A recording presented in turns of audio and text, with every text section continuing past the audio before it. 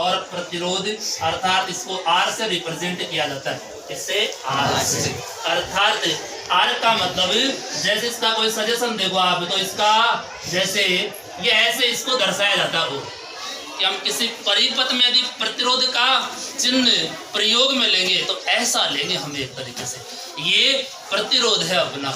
अब इसके बारे में थोड़ी सी चर्चा हम लोगों ने कर ली थी कि ये किस नियम को फॉलो करेगा, ओम के नियम को। अर्थात यहाँ से कहने का मतलब एक ही कारण है कि ये भौतिक अवस्था, ये भौतिक अवस्था पर डिपेंड करता है भाई। ये भौतिक अवस्था जैसे आप जैसे द्रव्यमान मतलब एम का मतलब मास होता है, द्रव्यमान मान लो। जैसे एल मतलब लेंथ लंबाई हो सकती है इसकी। जैसे बेटा मैंने लिख दिया सी एस ए मतलब अनुप्रस्थ काट क्षेत्रफल, क्रॉस सेक्शनल एरिया। इसी प्रकार से बेटा इसका डेंसिटी घनत्व हो सकता है, डेंसिटी डी से लिख दो, घनत्व हो सकता है। ऐसे कई भौतिक राशियां हैं जिन पर यह डिपेंड करेगा। अर्थात किसी धारावाहिक चालक तार की भौतिक अवस्था नहीं बदली जाए तो उसमें उस धारावाहिक जो चालक तार है उसके सिरों पर जो उत्पन्न विभवांतर है, उसके सिरों पर उत्पन्न विभवांतर है प्रवाहित धारा के क्या होगा, तुल्य होगा, समानुपाती होगा। हमने ऐसा बात कर लिया था, V इज प्रोपोर्शनल I।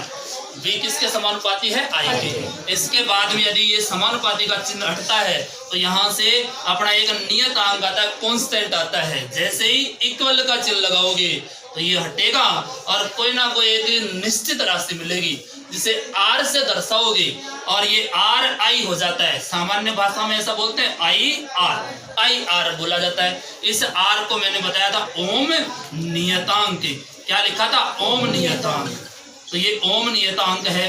अर्थात इसको आप कोई भी पदार्थ कहो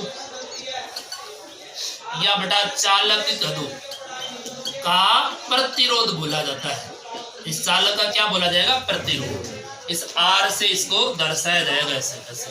तो ये बात हो गई थी अपने एक प्रतिरोध की। इसके बाद में इस आर की निर्भरता मैंने कहा था कि आर किस पर डिपेंड करेगा। अभी बात की है पहले तो एक, ये सब आर पर डिपेंड होंगे। तो विशेष रूप में किस पर डिपेंड करेगा, एक तरीके से जो हमें एक तरीके से जो निश्चित चीजें हैं उन्हीं को पढ़ना है। बाकी टेम्परेचर पे डिपेंड करेगा, एक तरीके से घनत्व पे डिपेंड करेगा, लेकिन हमें किसकी बात करनी है, दोनों की, लंबाई और क्षेत्रफल, इन दोनों की बात करनी है।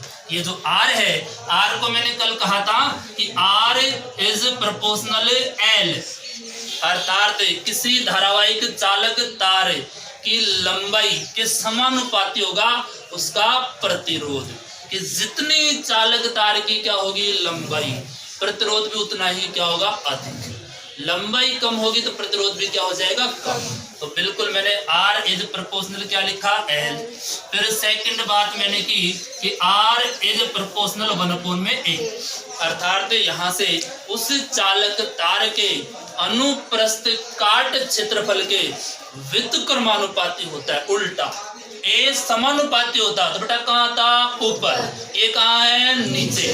तो मतलब उसके क्षेत्रफल के व्युत्क्रमानुपाती होता है। दोनों को कल मैंने कनेक्शन किया था दोनों का, अर्थात R इज प्रोपोर्शनल, L तो कहाँ लिखो, ऊपर, ए कहाँ रखो, नीचे।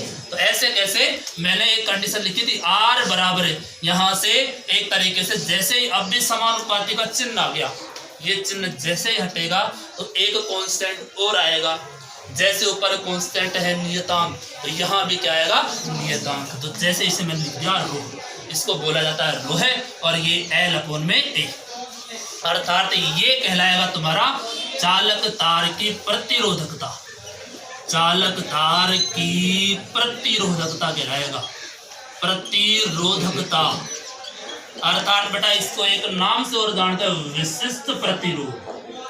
विशिष्ट प्रतिरोध जानते हो ना, विशिष्ट शब्द क्यों लगाया इसके आगे, एक रीजन है। जैसे अपने सामान्य उदाहरण दो, कोई गेस्ट आए हैं घर पे मान लो, तो एक आया विशिष्ट गेस्ट, उसके स्वागत सत्कार में हम बहुत मतलब इतना खो जाते हैं कि अता पता नहीं रहता। और कई बार गेस्ट आते हैं तो आए होंगे गेस्ट, तो विशिष्ट शब्द है, यहाँ पे ये विशिष्ट शब्द ये कह रहा है कि यहाँ से एक तरीके से मैं विशिष्ट हूँ, मेरे लिए एक निश्चित मान है।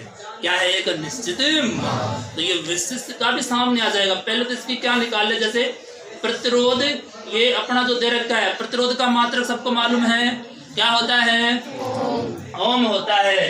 अर्थात यहाँ से ही सामने आ रहा था भाई कि जैसे R बराबर V/I, और ओम को क्या, ओम नहीं आए तो वोल्ट बटे क्या आ सकता है? एम्पियर। ध्यान रखना कि ओम नहीं आए तो क्या आ सकता है? वोल्ट बटे एम्पियर। ये कितने ओम के बराबर होता है? 1 ओम के बराबर। तो यहाँ से यदि 1 वोल्ट और 1 एम्पियर की किसी चालक तार में धारा प्रवाहित होती है तो कितने ओम के बराबर होती है? 1 ओम के बराबर। इसके बाद में हम ये विशिष्ट प्रतिरोध निकाल लेते हैं। यहाँ से क्या निकाल लेते हैं? विशिष्ट प्रतिरोध। बेटा मैंने ऐसा कहा, जैसे ये रो का मान निकाला, देखो ए को कहाँ भेजू? ऊपर, नीचे है तो ए किससे गुणा हो जाएगा? R से। L का भाग किस में लग जाएगा? AR में। तो देखो ए को तो गुणा किससे कर दिया? R से। L कहाँ गया? नीचे। तो ये रह गया A और गुणा R और बटे L। अब देखो इसका मात्रक, एक का मतलब क्या है? क्षेत्रफल। एरिया, एरिया मतलब क्षेत्रफल। तो ये क्षेत्रफल है। क्षेत्रफल यहाँ से मात्रक कौन सा आएगा? मीटर। तो मीटर स्क्वायर। तो मैंने आपको गणित में काफी अच्छे से बताया है कि दूरी परिमाप केवल इकाई, क्षेत्रफल में वर्ग, ठीक है? तो मीटर स्क्वायर। इसका मात्रक निकाल ले पहले तो, किसका? विशिष्ट प्रतिरोध का, प्रतिरोधकता का क्या निकाल ले?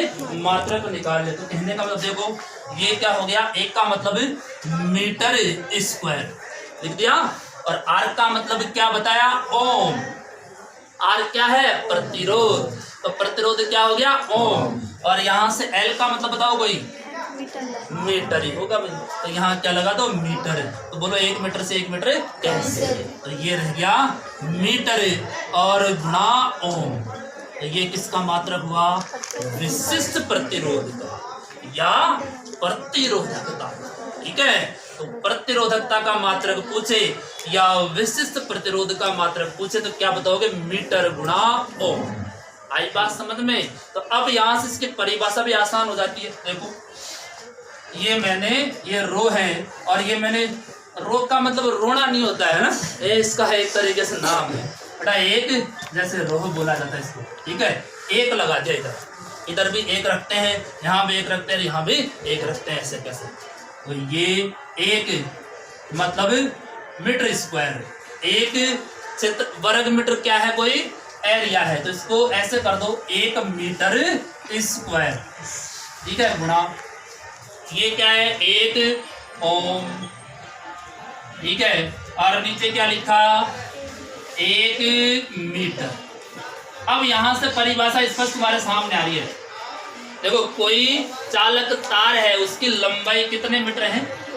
1 मीटर। उसका एरिया कितना है? CSA अनुप्रस्थ काट क्षेत्रफल 1 वर्ग मीटर, और उसमें प्रतिरोध कितना उत्पन्न हो रहा है? 1 ओम।